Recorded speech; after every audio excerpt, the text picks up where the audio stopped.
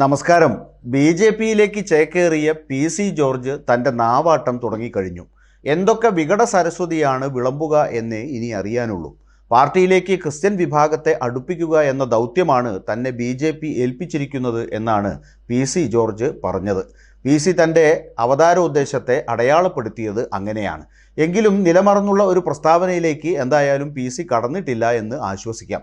താൻ ബി.ജെ.പിയിൽ ചേർന്നതുകൊണ്ട് അരമനയിലെ വോട്ടെല്ലാം ബി.ജെ.പിക്ക് കിട്ടുമെന്ന് പറയാൻ മാത്രം മഠയനല്ല താൻ എന്നും പി.സി. ജോർജ് കൂട്ടിച്ചേർത്തു. പട്ടക്കാരുടെ പിന്തുണ തനിക്കുണ്ടെന്ന് വ്യംഗ്യമായി സൂചിപ്പിച്ച പി.സി. ജോർജ് പാർട്ടി ആവശ്യപ്പെട്ടാൽ പത്തനംതിട്ടയിൽ നിന്ന് മത്സരിക്കുമെന്നും വ്യക്തമാക്കി.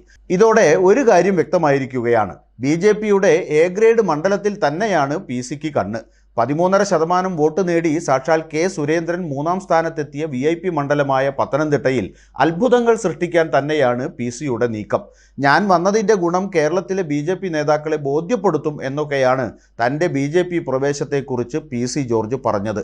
ഇതിനിടെ പിണറായി വിജയനെതിരെ ആഞ്ഞടിച്ച പി.സി. ജോർജ് SFIO അന്വേഷണത്തിലൂടെ സത്യം പുറത്തുവരുമെന്നും ചിലർ അകത്താകുമെന്നും പറയാൻ മറന്നില്ല. തൻ്റെ മകൻ കാരണമാണ് മുഖ്യമന്ത്രി പിണറായി വിജയൻ്റെയും മകളുടെയും ഉറക്കം നഷ്ടപ്പെട്ടത് എന്നും അദ്ദേഹം അവകാശപ്പെട്ടു. പി.സിയുടെ മകൻ ഷോൺ ജോർജ് നൽകിയ പരാതിയുടെ അടിസ്ഥാനത്തിലാണ് സീരിയസ് ഫ്രോഡ് ഇൻവെസ്റ്റിഗേഷൻ നടക്കുന്നതെന്നും പി.സി വ്യക്തമാക്കി. പിണറായിയുടെ ഭാര്യയും മകളും മകനുമെല്ലാം കക്കുകയാണ് എന്ന് ആരോപിച്ച പി.സി. ജോർജ് പോപ്പുലർ ഫ്രണ്ട് ഭീകരരാണ് ഇതിന് കൂട്ടുനിൽക്കുന്നത് എന്നും മുസ്ലിം കമ്മ്യൂണിറ്റിയെ ഇവർ വിലക്കെടുക്കുകയാണ് എന്നും കുറ്റപ്പെടുത്തി. പൂഞ്ഞാറിൽ തൻ്റെ പരാജയത്തിന് ഉത്തരവാദികളെന്ന് പി.സി നേരത്തെ ആരോപിച്ച SDPIക്കെതിരെ ആഞ്ഞടിച്ച അദ്ദേഹം കേരളത്തിലെ 200ഓളം RSS ബി.ജെ.പി പ്രവർത്തകരാണ് കൊല്ലപ്പെട്ടത് എന്നും ഇതെല്ലാം പിണറായിയുടെ അറിവോടെയാണ് എന്നും അദ്ദേഹം കുറ്റപ്പെടുത്തി. ഇതിനെയെല്ലാം നേരിടണമെങ്കിൽ ശക്തമായ ഭരണം വരണമെന്നും പി.സി. ജോർജ് പറഞ്ഞു. പൂഞ്ഞാറിലെ പരാജയത്തെ തുടർന്ന് തനിക്കിനി മുസ്ലിം വോട്ടുകൾ വേണ്ടെന്ന് പരസ്യമായി പറഞ്ഞ പി.സി. ജോർജ് കഴിഞ്ഞ ദിവസമാണ് ബി.ജെ.പിയിൽ ചേർന്നത്. 2 മാസമായി നടക്കുന്ന ചർച്ചയുടെ അടിസ്ഥാനത്തിലാണ് ബി.ജെ.പിയിൽ ചേർന്നതെന്നാണ് പി.സി അവകാശപ്പെട്ടത്. ജനപക്ഷം എന്ന സ്വന്തം പാർട്ടി ബി.ജെ.പിയിൽ ലയിപ്പിച്ചുകൊണ്ടാണ് പി.സി. ജോർജിൻ്റെ ബി.ജെ.പി പ്രവേശനം. പി.സി. ജോർജിൻ്റെ മകനും കോട്ടയം ജില്ലാ പഞ്ചായത്ത് അംഗവുമായ ഷോൺ ജോർജും ബി.ജെ.പിയിൽ എത്തിയിട്ടുണ്ട്.